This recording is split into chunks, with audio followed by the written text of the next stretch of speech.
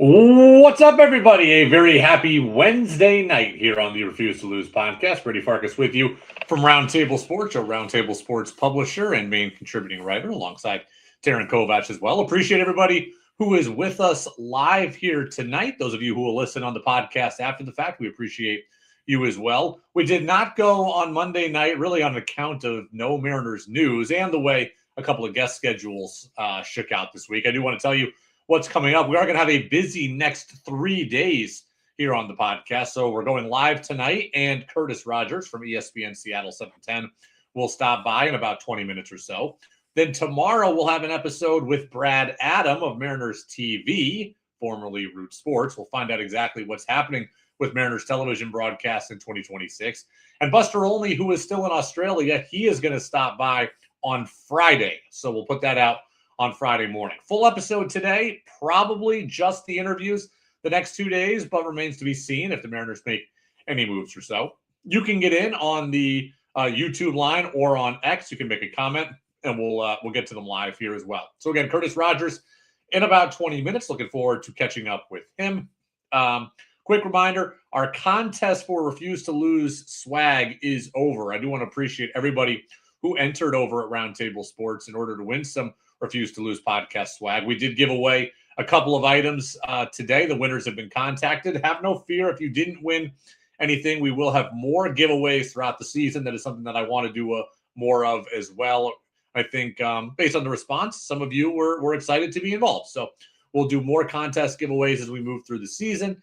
And also, if you really want Refuse to Lose podcast swag, there is a shop where it is available for sale. It is not something that I peddle publicly really hardly at all. But if you want something to purchase, it's affordable and it is there for you. And you can hit me up on Twitter at Refuse to Lose Pod, and I'll be more than happy to share the link. Maybe I'll do it anyways. But again, it's not something that I peddle regularly.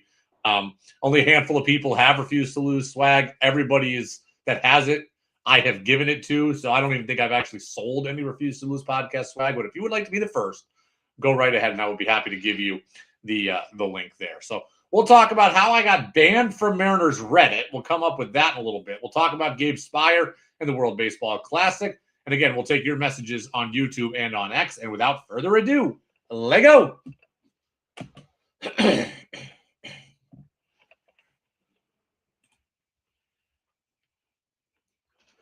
All right, you guys know that I don't talk a lot of football on this show. And the reason being is, one, you come here because you're a Mariners fan. Two, you probably come here because you're a baseball fan. And three, not everybody here is a football fan and not everybody here is a Seahawks fan. But I do think there are parallels about this team, this Seahawks team, to the Mariners team that we just watched. And there are some interesting things that I have taken away from both. So let me just kind of address this briefly at the beginning. The Seahawks will play in the divisional round on Saturday night against the 49ers. I really do believe there are a lot of similarities right now between these organizations. Okay, you look at the Mariners, their biggest stars are homegrown players, right? We talk about Cal Raleigh, we talk about Julio Rodriguez. Then you look at the pitching staff with Logan Gilbert and George Kirby and Brian Wu and Bryce Miller. The biggest stars on this Mariners team are built around homegrown players. The Seahawks are the same way for the most part. Okay, Jackson Smith and Jigba, drafted and developed. Kenneth Walker, drafted and developed. Devin Witherspoon, drafted and developed.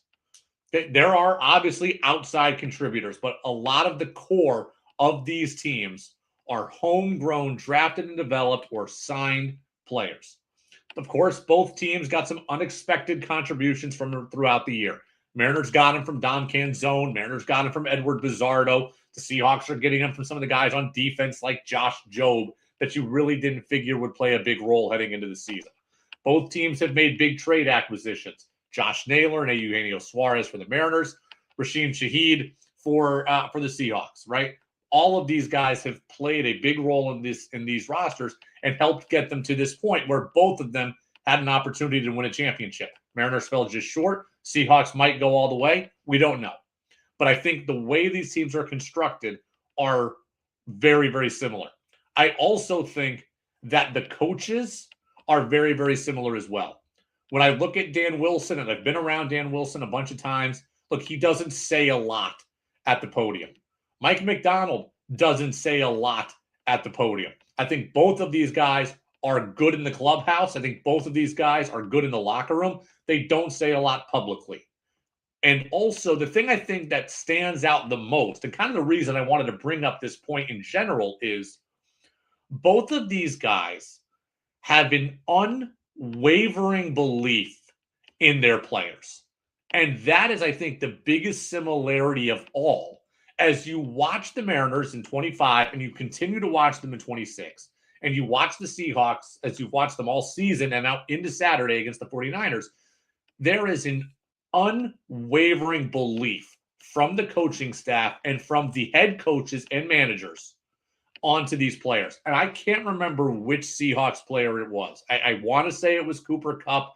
It might have been Jake Bobo. I'm not 1,000% positive. But I saw the quote earlier this morning in which they were talking about Mike McDonald, and they said, look, the best thing about him is that it's positive coaching. Like, let's focus on what we're doing well. We're still going to correct the things that aren't well, but we're going to focus on the things that are going well. And that, to me, is the biggest tenet of what makes Dan Wilson, or what helped make Dan Wilson so successful in 2025. It is that relentless positivity. Look, sometimes that can bite you, right? A guy's 0 for 18 and you just have a feeling that he's going to get out of it, or you believe in him, and he ends up 0 for 30. It can happen. Okay, Mike McDonald might go to the well one too many times believing in Sam Darnold. I understand he could have a 4-pick game like he did against the Rams earlier in the year. But Mike McDonald chooses to believe in the positive in Sam Darnold, and Dan Wilson chooses to believe in the positive in his players. I mean, I think that is a huge thing. Now, you can call it soft, you can call it babying, you can call it whatever. But when you look, even professional athletes, but I think all people, look at you at your job, look at me at my job. We all prefer to be patted on the back in a lot of ways than just constantly beaten down. There's a time for correction. There's a time for constructive criticism. There's a time for tough love. But the unwavering commitment to your players, the unwavering belief, I do think helps bring the best out of any employee, whether it's me, whether it's you, or whether it's a player on either one of these teams. And these coaches have it. And I think that it is a special quality. Again, athletes are different now than they were in 1970. They're different than they were in 1990. Heck, they're different than they were in 2000. Okay, the Bill Belichick way of doing things in the NFL is harder and harder to come by, and it's more and more rare. The Billy Martin way of doing things in baseball is more and more rare. The grizzled manager. Now you see managers that are more people managers, and Dan Wilson has that skill, and Mike McDonald has that skill. And I don't think it's a coincidence that these two teams are having great years given the personalities that are running them.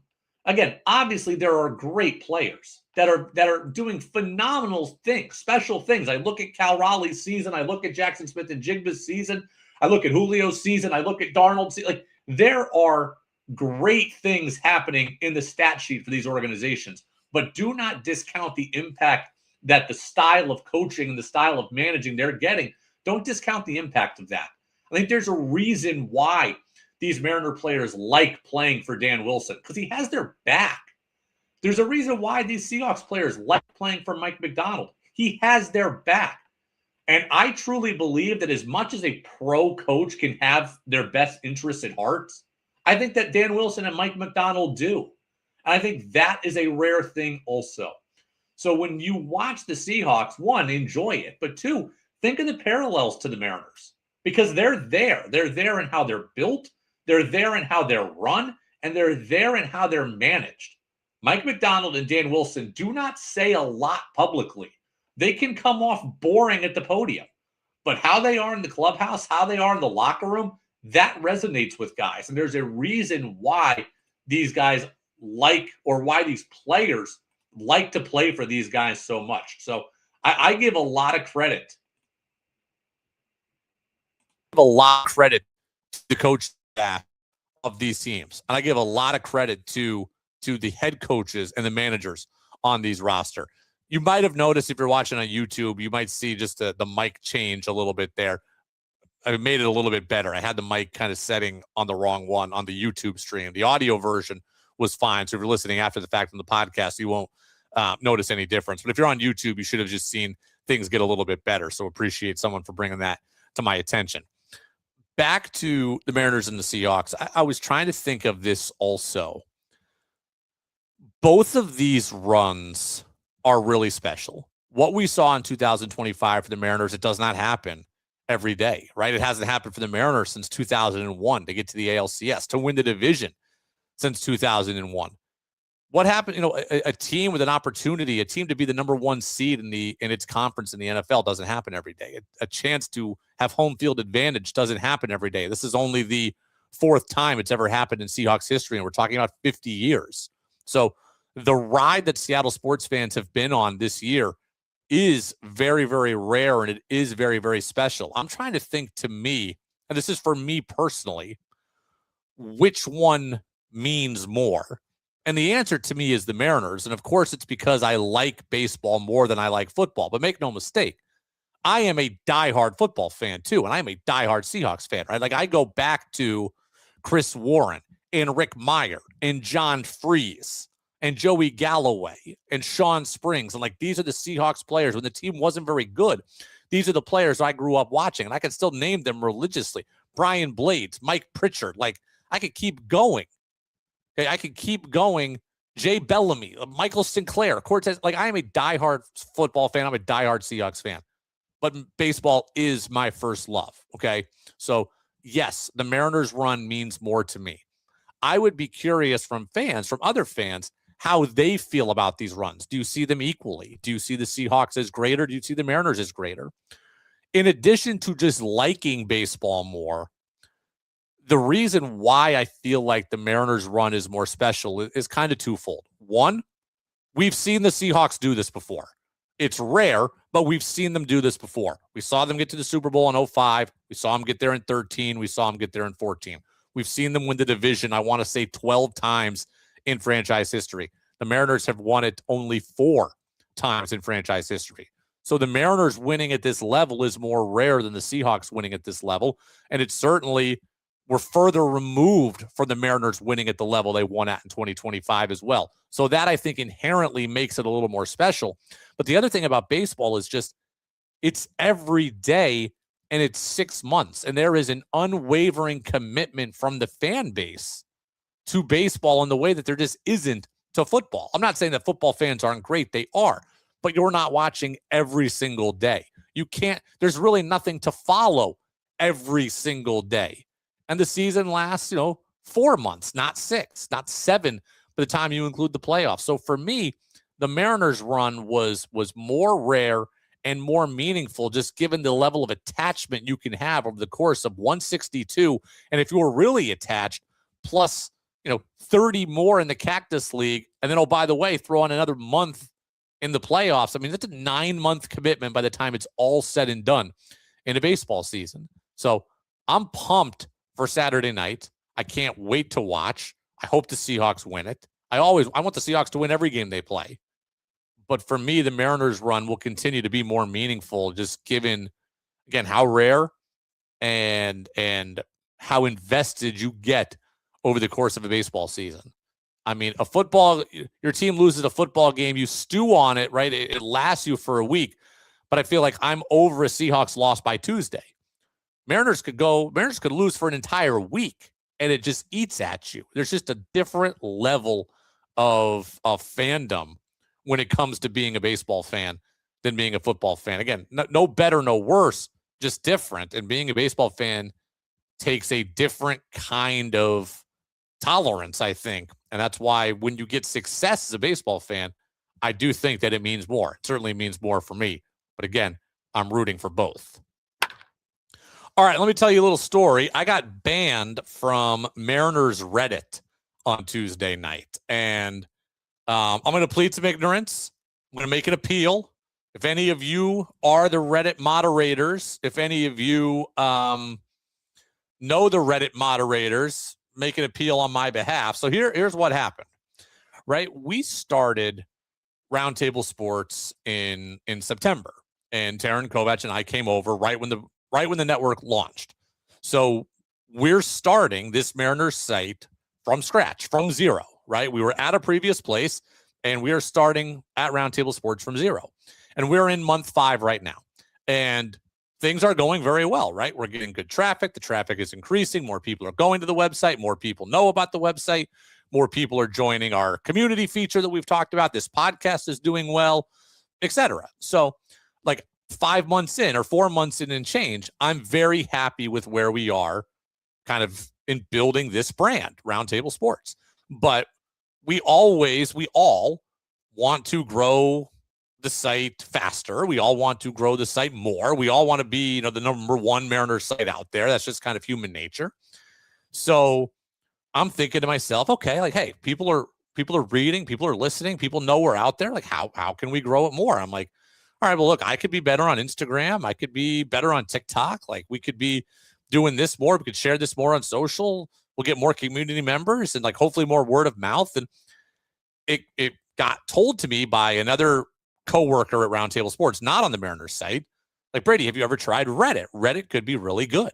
And I had a Reddit account like 2 years ago, had never really used it, right? I know Reddit to be message boards and discussion boards, but it was just not something I was ever into.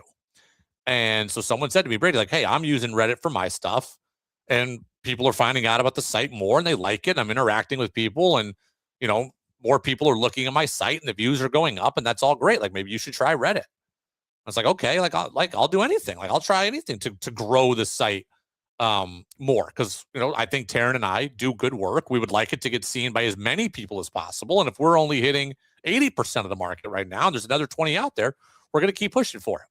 So nonetheless, I kind of reactivate my Reddit account and I joined the Mariners Reddit, and I'm looking forward to it. And I never really used Reddit before. I'd certainly never really posted anything on Reddit before.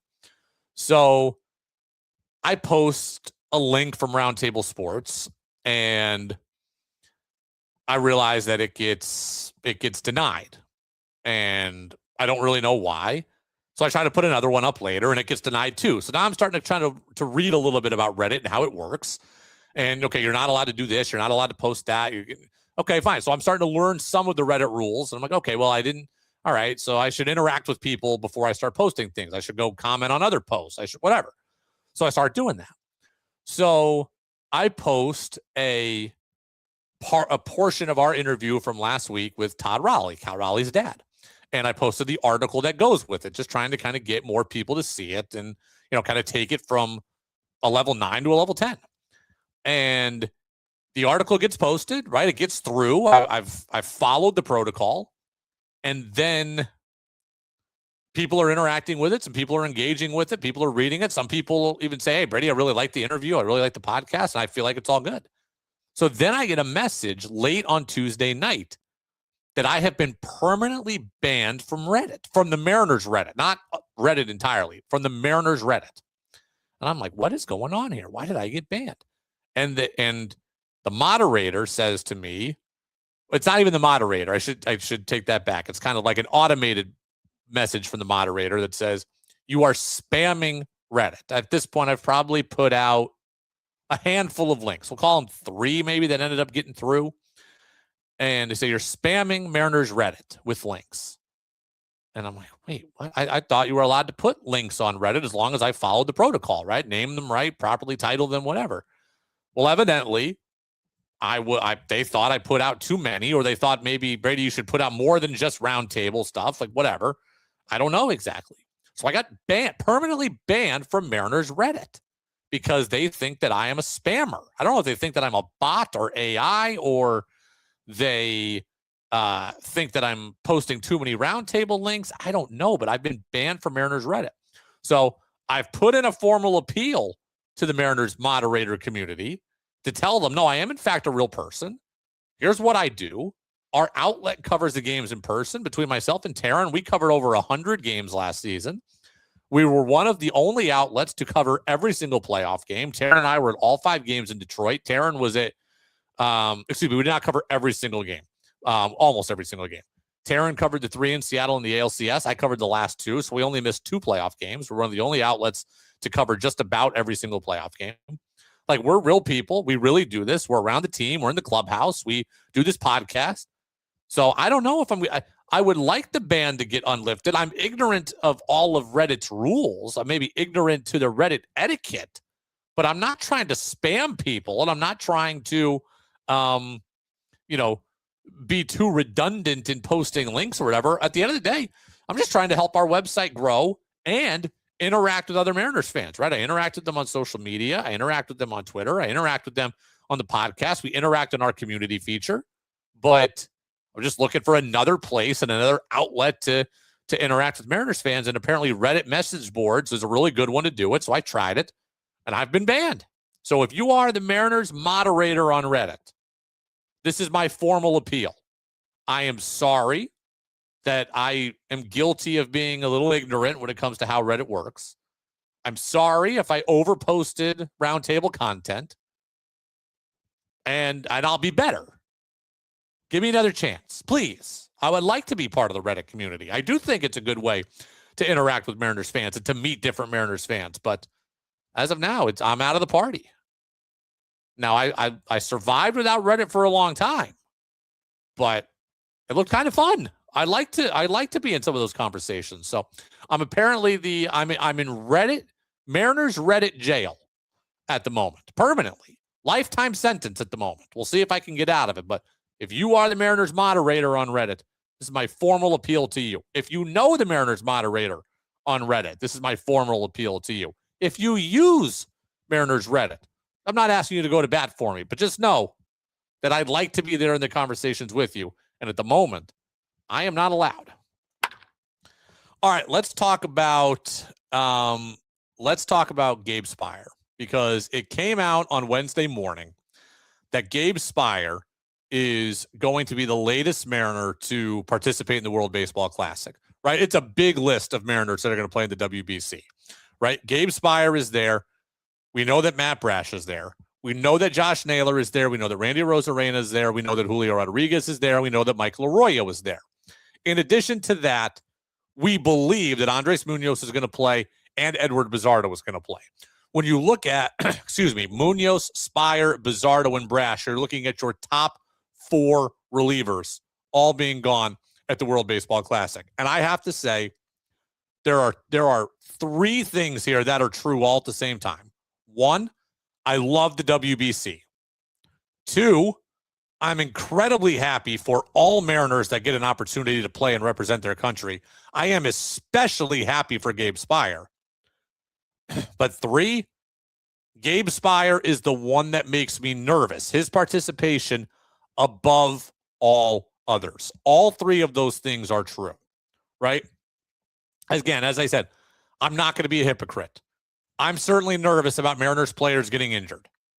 I think every fan base is worried about their team or their team members getting hurt at the WBC. We've seen it, right? We've seen Paul George snap his leg for the Indiana Pacers and playing for Team USA in an Olympic qualifier. Like, it can happen. We've seen Edwin Diaz hurt his knee and be out for a year for the New York Mets. It happens. Somebody will get hurt playing in the World Baseball Classic. I hope that no Mariners are on that list, but I'm not going to be a hypocrite. I love international competition. When the flags come out, I am excited by what we're watching, right? We've got the Olympics, the Winter Olympics beginning on February 6th. I'm all in, right? We've got Olympic hockey in which NHL players are leaving their teams in the middle of the season, risking injury to go play for their countries. I'm all in. I love it. I love Olympic basketball. I love NBA players playing in the Olympics. I'm not going to be a hypocrite when it comes to baseball. I love the WBC, and I'm happy that Mariners players are playing in it and giving me an additional reason to watch other than, country allegiance. So I'm excited for the tournament. Every player for the Mariners that is playing, Cal Raleigh also in there, by the way. I think I forgot him the first time. Every player for the Mariners that is playing in the WBC, it is an incredible honor. Every athlete I talk to that's played for their national team says that playing for their national team is the biggest honor that you can have. I used to interview, I interviewed some hockey players back in the day when I was doing radio.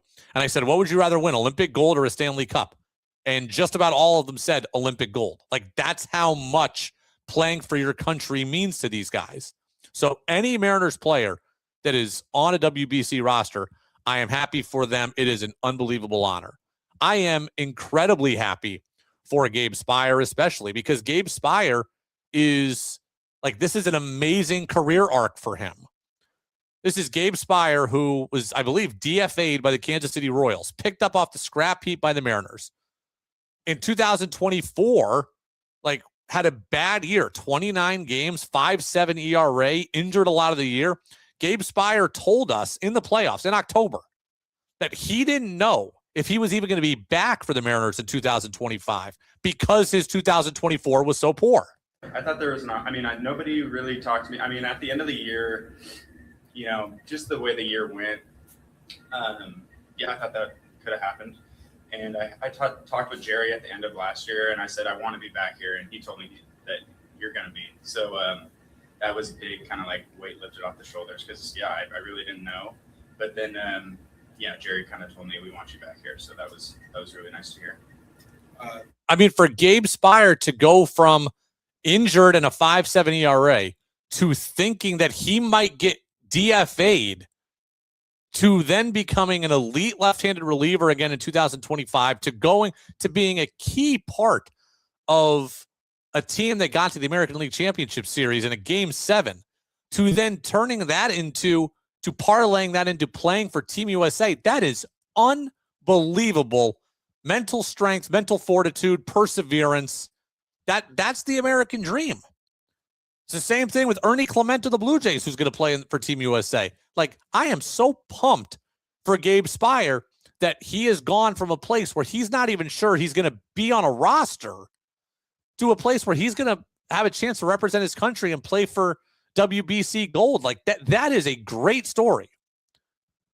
But all of that can exist with the notion that Gabe Speier's participation makes me nervous in a way that it doesn't for some other people, right? Like, and I caught some grief for this on social media, and frankly, I don't quite get why. I think it's a pretty reasoned argument. Like, listen to what I'm saying here. Gabe Speier pitched in 76 games in 2025 for the Mariners. He made 76 appearances. That is near the top of the league. He then made 7 more appearances in the playoffs. He threw in 83 games. Between the playoffs and the regular season, the Mariners played in 162 plus 5 plus 7. They played in 179 games. I think 179 games. Gabe Speier pitched in 83 of them. He pitched in nearly half of them. So Gabe Speier pitches in nearly half the games in 2025. Because the Mariners played until I believe it was October 20th, October 17th or something like that, right? His offseason is already compressed, right? The Mariners play longer. The offseason is compressed. Now you're asking Gabe Speier to take a short offseason on the front end and turn it into a shorter offseason on the back end. Okay. This guy who threw in 83 games, who, by the way, was exhausted by the end. You could tell in that Tigers series, in the division series, he was running on fumes, right? Gives up the home run to Kerry Carpenter in Game 5, gives up a home run to Riley Green in Game 4. Like, he got hit around at the end because he was gassed. So he's gassed at the end. He appears in nearly half the games. Shorter offseason on the front end because the Mariners play so long. Now it's a shorter offseason on the back end because he's going to have to ramp it up for the WBC 3.5 weeks earlier than he would in the regular season, right? Opening day is March 26th. The first day of the WBC is March 5th.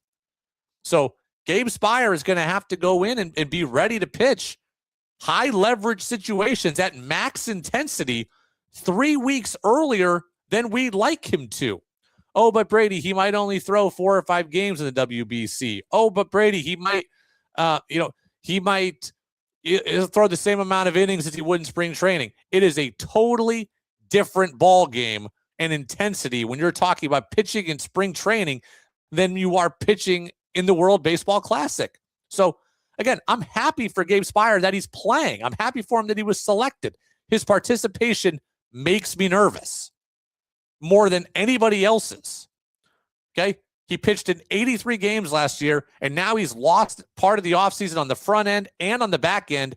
And now he's got to come out and pitch at max intensity 3.5 weeks earlier than we think he should be pitching at max intensity, which is opening day. All of these things can be true. I'm not trying to be a Scrooge about the WBC. I love the WBC. But if you're asking me which Mariners participation makes me the most nervous, it is Gabe Spire. And in general, the relievers are the biggest concern to Buster Olney as well. He told us this back on December 8th. Right. And the glass half full executives and staffers, dealing with the WBC, that's what they focus on. Okay, well, Brady Farkas, we wouldn't have looked at him otherwise, but we get to see him in a spring training game. And that's what they like. But I got to say, more than any other group, I think there's concern about the relievers going off to the WBC because they're put in high leverage situations.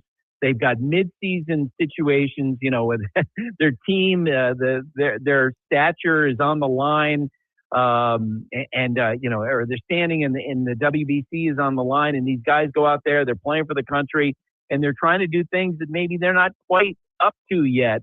And if they're not quite up to it, if Gabe Spire's not quite up to it, then that's when injury risk sets in, right? Like you're trying to come out and empty the tank, but the tank is not ready to be emptied. That would be the concern for him. Edward Bizardo, to me, I'm not as concerned about, right? He pitched in a ton of games too. He's got rubber arm. He is a guy who can throw every day and seems to be better the more he throws. I'm not that worried about him. Matt Brash, look, he pitched in 50-plus games last year, but he missed the first month of the season as he recovered from Tommy John surgery. So I feel a little bit better about his ability because he wasn't as worn down. Andres Munoz has shown this kind of workload multiple years in a row now. So knock on wood, I don't feel as concerned about him. Now, I'd still be nervous about him trying to ramp it up in early March, but he's shown the ability to come back season after season for the last few years. Gabe Spire hasn't. So, yes, I am nervous about Gabe Spire pitching in the World Baseball Classic. I'm not telling him not to do it. I'm not saying it's the wrong decision. But if you ask me which Mariners player I am most nervous about, it is Gabe Spire. And that is the reason why. All right. I want to go out to the phone line now. And I want to bring on a guy that I got a chance to have on the show last year. It's a guy I got a chance to meet in person during the playoff run. It is Curtis Rogers at ESPN 710 Seattle. He is the pre- and post-game show host over on the Mariners flagship. He joins us now. Curtis, man, appreciate you being with us. Hard to believe we're less than a month away from officially being on the field in Peoria, my friend. How are you? Brady, I'm excited to be on with you. And yeah, it's crazy how the offseason goes by so slowly at the start. And then once the new year hits, it's like, oh man, this is real. Like we're just weeks away now from pitchers and catchers reporting. I'm super excited for it, especially coming off of the year that the Mariners had last year. Obviously big expectations here in 2026. And I can't wait to dive into this team with you.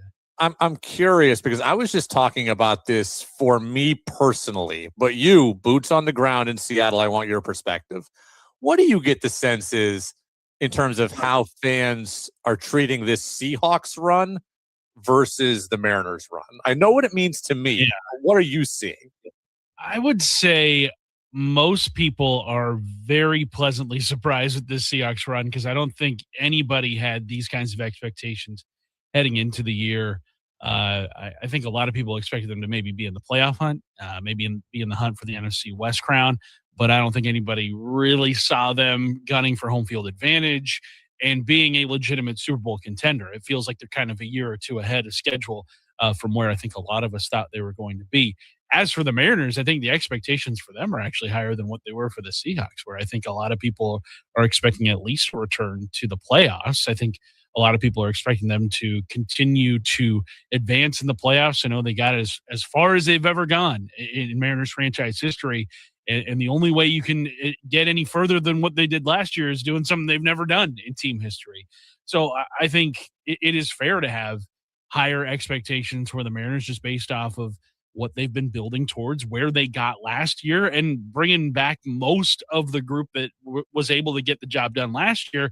Obviously, they didn't get it fully completed, but they're in a good spot. I think I have them winning the AL West. I really don't see a team right now in the AL West that is going to knock them off. Now, obviously, they got to play the season, injuries, whatnot. But I look at the AL West right now, and I think it's very much for the Mariners right now. Where are you at on the offseason as a whole? Because I've described it as good. I think it could be great, but if it ended today, I still think I'd be generally happy with it. Where are you at? Yeah, I really like the Naylor re-signing. I think what he meant to that clubhouse is something that can't really be measured. And obviously, he was tremendously productive with this team, with the bat, on the base paths. Everybody in that clubhouse loved him. And you got him at a rate that I think is very palatable, especially considering, he's only 28 years old. So he's not necessarily going to be at the end of his prime once this contract starts. So I think that was a really, really good move, a really good start to the offseason. I like the Jose Ferrer trade. I really do. Henry Ford, it just felt like it was time to cash in. It felt like it was time to either put him on the 26-man roster or find an avenue to where you can flip him for some major league talent. I think a lot of people were kind of disappointed at the return for a top 100 prospect, but in the people that I've spoken to in the game, it felt like maybe the prospect evaluators were a little higher than the baseball people were on Harry Ford.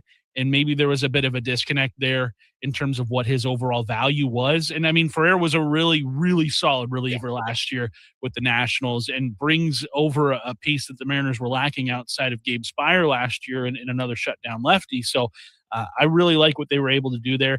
It does feel like they're kind of one move away from getting an A-grade offseason, I would say.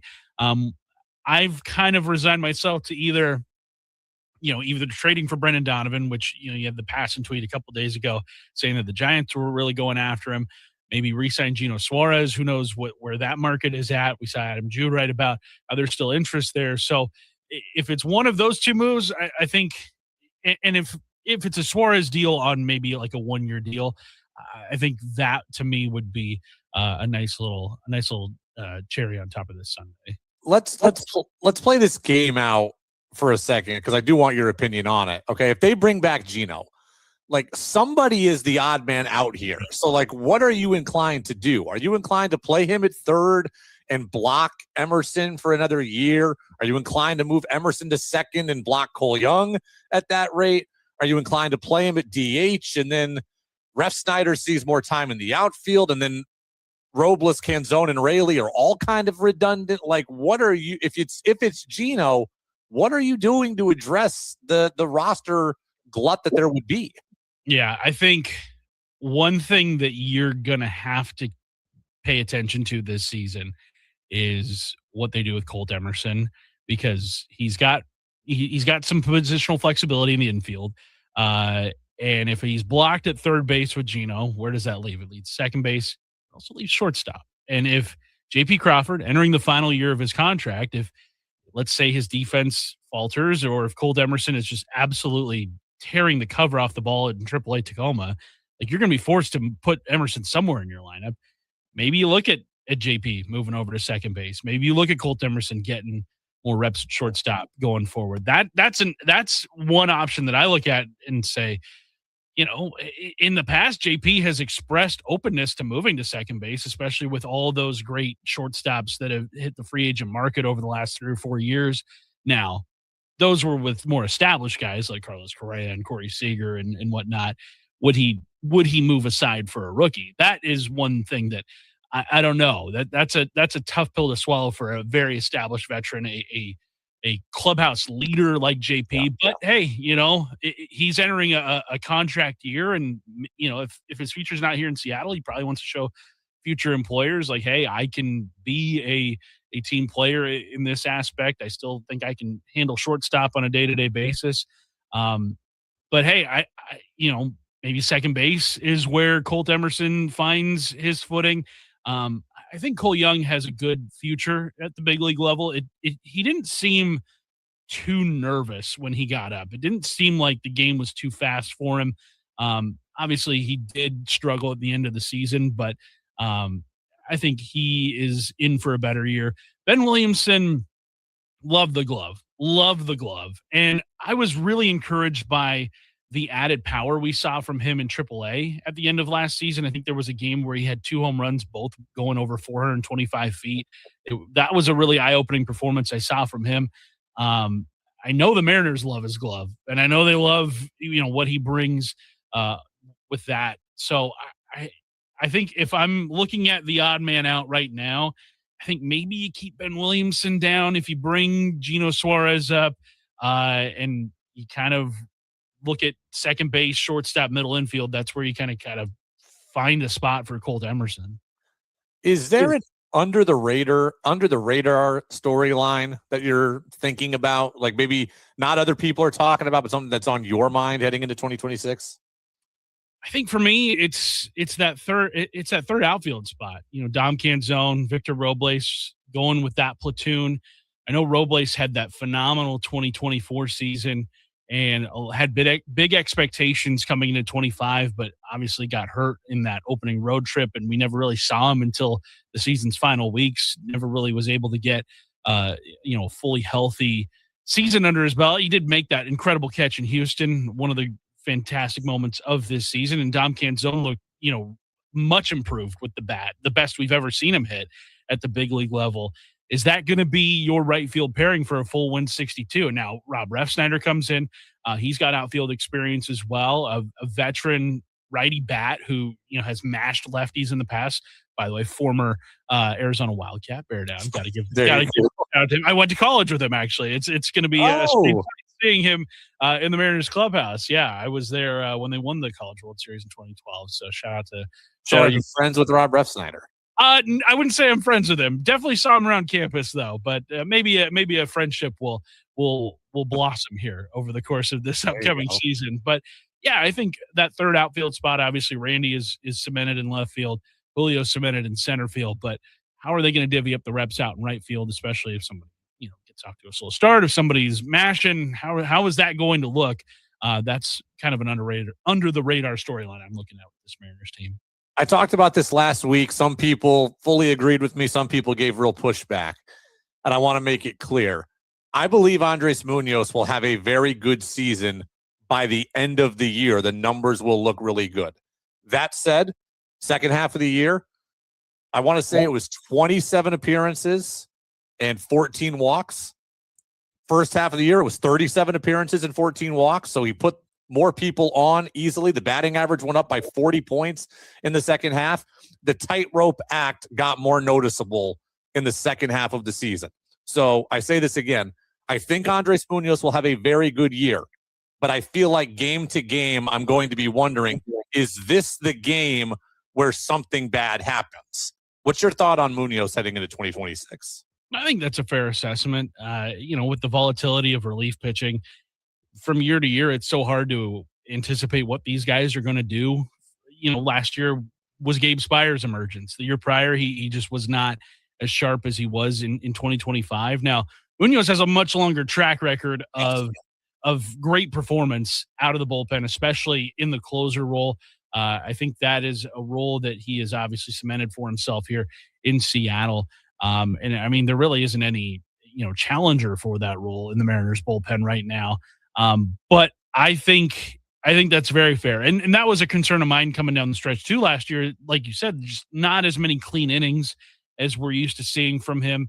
Now, his numbers in Seattle were ridiculous. Like even with the production dip, in the season's second half, his numbers in Seattle, I mean, he was almost unhittable this year, or this last year, I should say. But also it kind of falls into that conversation of like, how does Mariners pitching fare on the road compared to at home?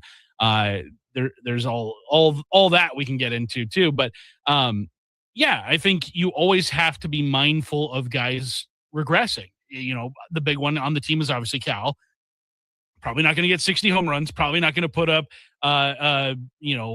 B-WAR of 9 or whatever it was last year. I mean, if he does it again, I'm not complaining. Like, I would love to see that happen for a second consecutive year. You have to always be mindful of regression wherever it is on the roster, but also I see guys improving in going into this year. I think Bryce Miller's due for a big year, especially now that he's got the injuries behind him. And what we saw from him in October was, just a completely different Bryce than what we saw in the regular season. So there's going to be guys that step up when other guys kind of take a step back.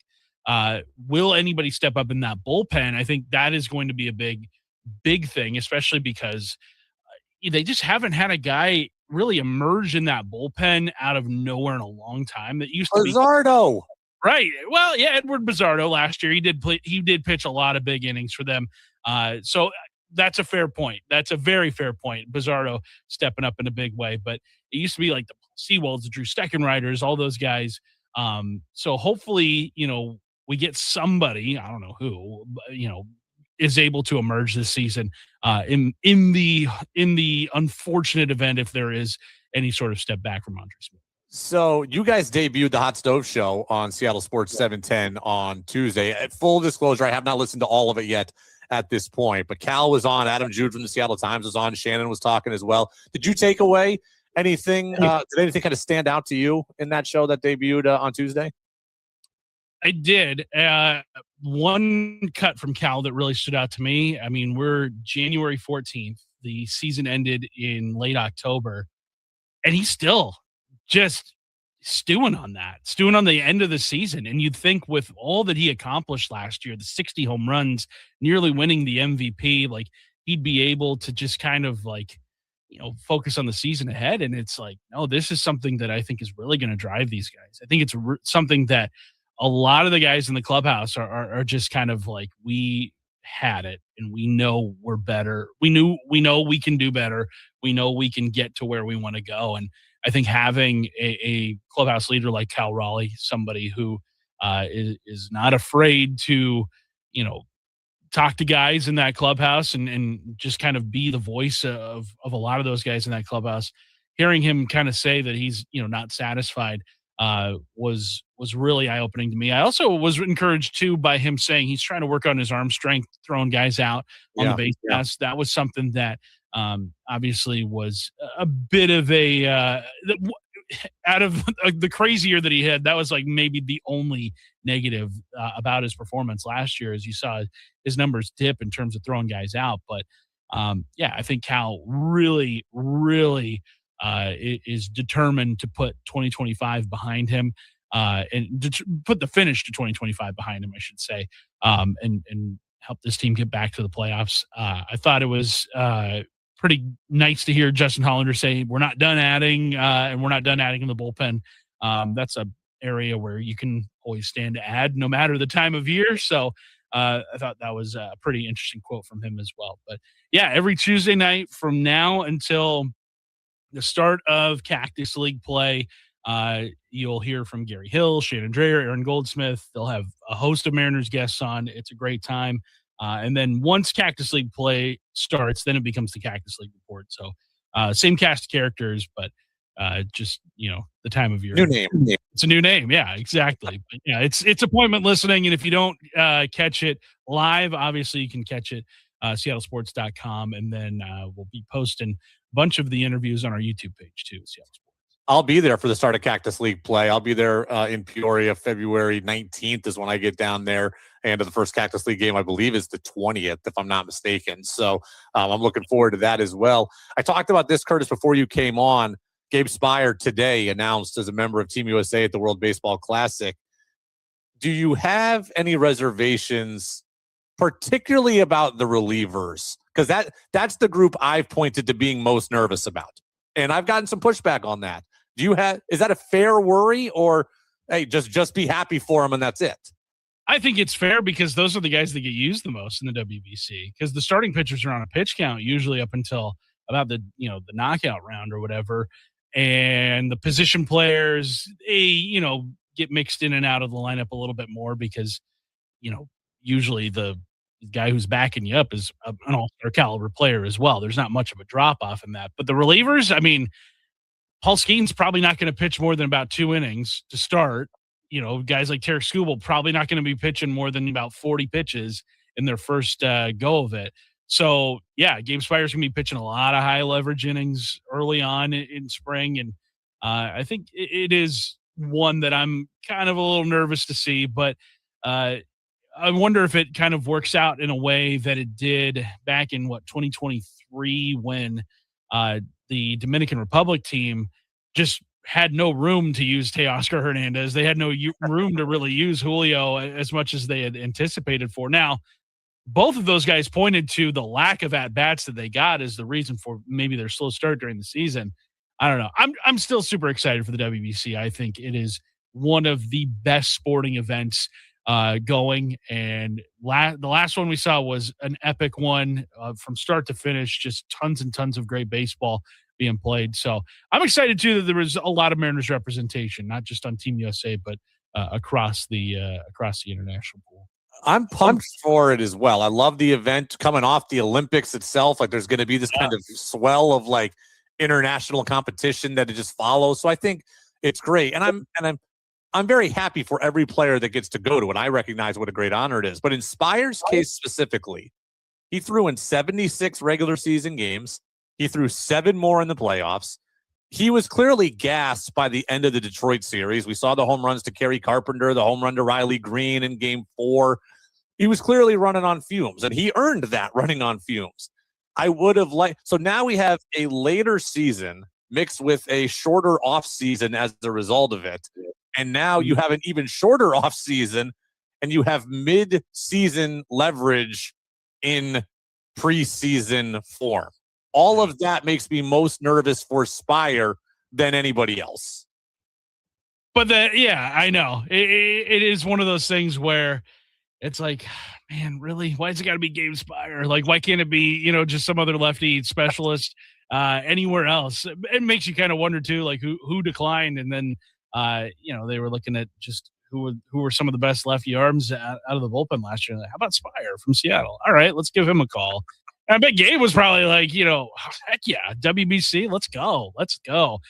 If I were a major league player, I would absolutely play in the WBC, like no questions asked. And I love the buy-in from all the superstar players. I think that was one of the things that hurt the WBC early on is that there wasn't a lot of buy-in from the superstar players. But I mean, Aaron Judge is Captain America. I mean, you've got Cal Raleigh behind the dish, Bobby Witt Jr. I mean, Team USA is loaded. And hopefully they get into some spots where Gabe Spire is just pitching like mop-up duty. Very low leverage stuff. That's what we're hoping for. Curtis Rogers, pre- and post-game show host, ESPN Seattle 710 Mariners flagship. We love catching up with him. I caught up with him in person at the playoffs last year, so it was good to hang out in person for a bit as well. I'm looking for a repeat in 2026. So, Curtis, man, appreciate it. Be well, and enjoy making friends with Rob Refsnyder along the way. I'll catch up with you in a few months and see how that effort's going. Oh, I can feel a friendship forming already. Brady, appreciate you having me on, man. Thank you very much. Curtis Rogers, again, Seattle Sports 710, the flagship there, and he's the pre- and post-game show host and does a great job. So good stuff there from Curtis. And look, I think he fairly acknowledges that I'm again, I don't want to say I'm right because I don't think anyone's right or wrong in this one, but I have a right to be nervous about Spire. And we're going to talk to Buster on Friday. I'm going to ask him the same question also. And I bet you he does agree with me. He thinks my take on Munoz is fair as well. So a lot of good stuff there from Curtis, a guy who's very much around the team, and I hope he gets that friendship with Rob Refsnyder. I do want to leave us on this note for the day. An interesting report came out of St. Louis that not only are the Mariners interested in Brendan Donovan from the Cardinals, they're interested in left-handed reliever JoJo Romero as well. Now, let's just paint the picture. JoJo Romero is a very good reliever, left-handed reliever, appeared in 65 games each of the last 2 seasons. The Cardinals are rebuilding. They are selling off everything that's not nailed to the floor. They've already traded Sonny Gray. They've traded Wilson Contreras. They've traded Nolan Arenado now. They're probably going to move Brendan Donovan at some point. Romero is going to get moved as well. He's in the final year of his contract. So he is going to get moved. It's just a question of whether or not he goes to the Mariners. JoJo Romero is good, and JoJo Romero would help the Mariners bullpen. But I do wonder if the Mariners need 3 lefties. When you look at Spire and you look at Ferrer, do you need 3 lefties. And in Romero's case, he doesn't miss a ton of bats. 61 innings last year, 55 strikeouts. Okay. I think Spire struck out 82 in 62 innings. So you're talking about like Spire, who strikes out well more than a batter per inning. Romero strikes out less than a batter per inning.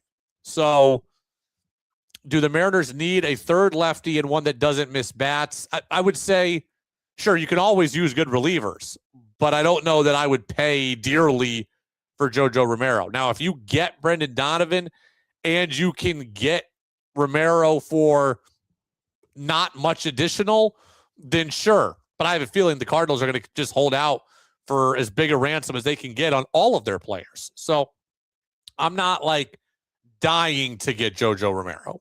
Okay, I'm with you. The Mariners have 6 relievers right now, as far as I'm concerned.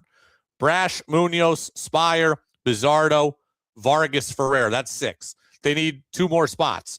And we can all agree that we'd like someone more certain than Jackson Kowar, Casey Legamina, Troy Taylor, Alex Hoppe, whatever. Like, I would love certainty as well. I would love for the Mariners to have a bullpen of death. I just don't know that, like, JoJo Romero is the guy that I'm clamoring to give up top 100 prospects in order to get with one season of team control when he doesn't miss a ton of bats. Again, lefties are hard to come by and lefties are important. I don't know if the Mariners need 3 of them. So we will see where this goes. Brendan Donovan still feels like the most likely trade target for the Mariners. Doesn't mean they're going to get him. He just feels like the most likely guy that they could get or that they should be going after. It just seems like it works better than everybody else. Better than a Geno reunion. Better than Nico Horner, unless you're really just going to kind of get rid of Cole Young entirely or take away his chances entirely. So we will see. But I want to thank Curtis Rogers for coming on. I want to thank all of you for listening. Reminder, the Mariners community is free to join at marinersroundtable.com. We'll do more giveaways over the course of the season. If you're interested in Refuse to Lose gear that you can buy, again, it's affordable. Hit me up on social media. I don't need to peddle the Refuse to Lose store here. That's not really what this is all about. But if you want something, feel free to hit me up, and I'll give you the link to it as well. Again, join the community. Keep downloading the podcast, Apple Podcasts, and Spotify. Thanks to Curtis Rogers. Thanks to all of you. And I checked while we were on the phone with Curtis. I am still in Reddit jail. I am still permanently banned from Mariners Reddit. My appeals have been made. I'll give you an update as we move through the course of the week. Reminder, changing things up a little bit this week. Brad Adam from Mariners TV is going to stop by on Thursday. Buster is going to stop by on Friday. Remember, Buster is still in Australia, so because of time changes, etc., going to be a little fluent with him for a couple of weeks. But Buster will join us on Friday. Brad Adam tomorrow. Probably just the interviews unless the Mariners make a big move, the big move that we all covet. As always, thanks for listening. And as always, go M's.